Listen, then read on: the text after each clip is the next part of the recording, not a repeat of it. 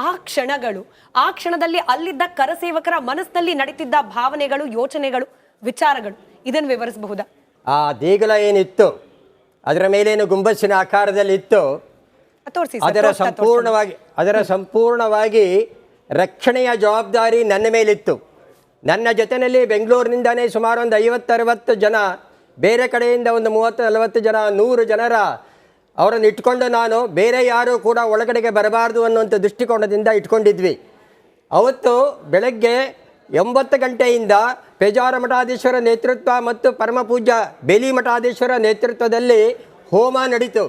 12 ಗಂಟೆ ಅಷ್ಟೊತ್ತಿಗೆ ಹೋಮ ಮುಗೀತು. 11:30-12 ಗಂಟೆಗೆ ಶ್ರೀವಾಸ್ತವ ಅಂತೇಳಿ ಅಂದ್ಕೊಂಡಿದ್ದೀನಿ ನಾನು. DC ಇದ್ದರು.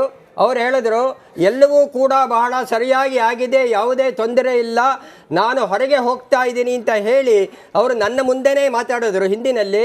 ಅಲ್ಲಿಂದ ವಾಪಸ್ ಅವರು ಹೋದರು. ಯಾರ ಕರಸೇವಕರು ವಾಪಸ್ಸು ಒಳಗೆ ಬರಬಾರ್ದು ಅಂತ ಹೇಳಿ ಯೋಚನೆ ಮಾಡಿ ನಮ್ಮನ್ನು ಪ್ರೊಟೆಕ್ಷನ್ಗೋಸ್ಕರ ಹಾಕಿದ್ರು, ನಾವು ಅವರನ್ನು ತಡೆದ್ವಿ. ನಮ್ಮ ಕೈನಲ್ಲಿ ಲಾಠಿ ಇತ್ತು. ಬಂದಂಥವರ ಕೈಯಲ್ಲಿ ಇದ್ದಿದ್ದಂತಹ ಏನು ಸಿಕ್ತೋ ಅದರಿಂದ ನಮ್ಮ ಮೇಲೆ ಪ್ರಹಾರ ಮಾಡಿದ್ರು. ನೀವ್ಯಾರೋ ತಡೆಯೋಕ್ಕೆ ನಮ್ಮನ್ನು?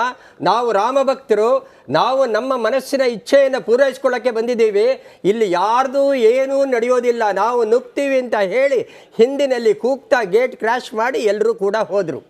ಕಾರಣ ಅಂತ ಹೇಳಿದ್ರೆ ನಿಮಗೆ ಗೊತ್ತಿರ್ಬೋದು, ಸುಮಾರು 8 ದಿವಸಗಳ ಕಾಲ ಡಿಸೆಂಬರ್ 1ರಿಂದ ಡಿಸೆಂಬರ್ 8 ತನಕ 4 ಲಕ್ಷ ಜನ ಆ ಅಯೋಧ್ಯೆಯ ವಾತಾವರಣದಲ್ಲಿದ್ವಿ.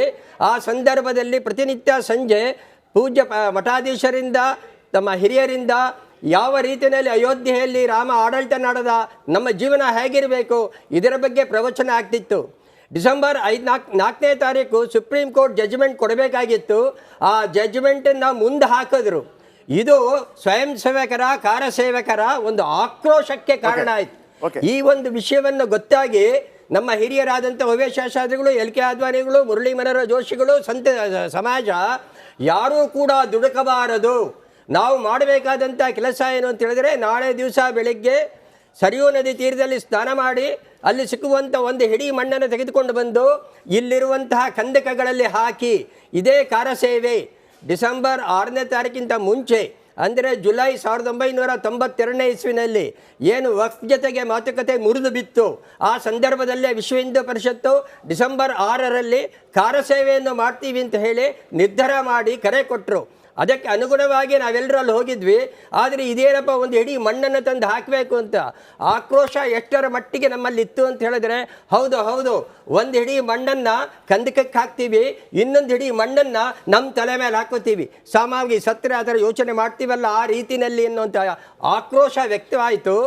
ಇದು ಬಹುಶಃ ಎಲ್ಲರ ಅಪೀಲ್ ಇದ್ದರೂ ಕೂಡ ಮನಸ್ಸಿನ ಹೃದಯದಲ್ಲಿ ನಮ್ಮ ರಾಮನ ಸರಮಾನ ವಾಸವನ್ನು ಬಿಡಿಸ್ತಾ ಇದ್ದೀವಿ ಅನ್ನುವಂತಹ ಒಂದು ಮನಸ್ಸಿನ ಒಂದು ನಿಶ್ಚಲತೆ, ಅದು ನಮ್ಮನ್ನು ಆ ಒಂದು ಕಾರ್ಯಕ್ರಮದಲ್ಲಿ ತೊಡಗಿಸ್ಕೊಳ್ತೇನೋ ಅಂತ ಹೇಳಿ ನನ್ನ ಭಾವನೆ.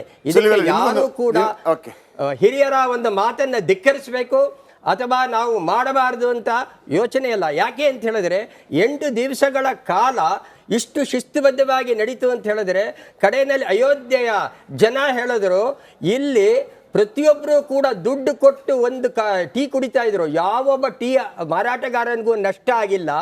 ಅಷ್ಟೇ ಅಲ್ಲ, ಒಂದೇ ಹೆಣ್ಣು ಮಗುವಿನ ಕೂದಲು ಕೂಡ ಕೊಂಕ್ಲಿಲ್ಲ. 4 ಲಕ್ಷ ಜನ 8 ದಿವಸ ಇದ್ರಿ ಅನ್ನುವಂಥ ಮಾತನ್ನು ವ್ಯಕ್ತಪಡಿಸಿದರು. ಅನೇಕ ಮೀಡಿಯಾಗಳಲ್ಲಿ ಕೂಡ ಆ ಸಂದರ್ಭದಲ್ಲಿ ಬಂದಿತ್ತು.